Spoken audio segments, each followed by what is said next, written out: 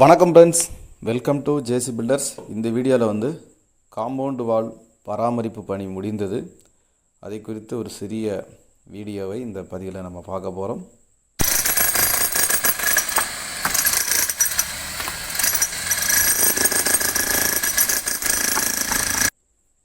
இப்போ உடைக்கிறது வந்து பார்த்திங்கன்னா பழைய காம்பவுண்டு சுவர்.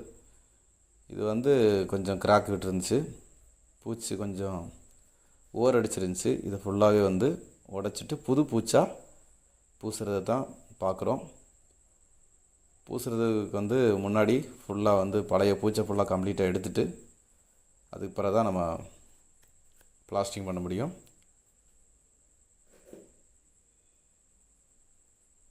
செங்கல் வரைக்கும் எடுத்து தான் பூச முடியும்.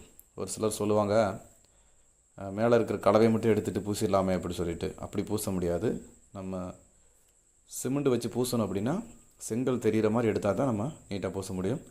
அதே மாதிரி கீழே இருக்கிற கல்லுக்கட்டுமே வந்து பூச்சி எடுத்து விட்டாச்சு. இது ரஃப்பாக ஃபைண்டிங் பண்ண தான் மேலே இருக்கிற கலவையை எடுத்து விட்டுட்டோம். இப்போ வந்து இதை வந்து நல்ல முறையில் நம்ம பண்ணுற மாதிரி, நாங்கள் பண்ணுற மாதிரி ஜேசி பில்டர்ஸ் பூச்சி வேலை வந்து பேஸ்மெண்ட்டை எப்படி பூசுகிறோமோ அதே மாதிரி இதை கொண்டு வர போகிறோம். இப்போ வந்து மேலே வந்து இருக்கிற அந்த ஓட்டை உடசெல்லாம் வந்து கலவை வச்சு அடித்து விட்டுட்டோம். அடித்து சிமெண்ட்டு கலவை போட்டு மேலே வந்து சுவரை வந்து பக்காவாக பூசியாச்சு.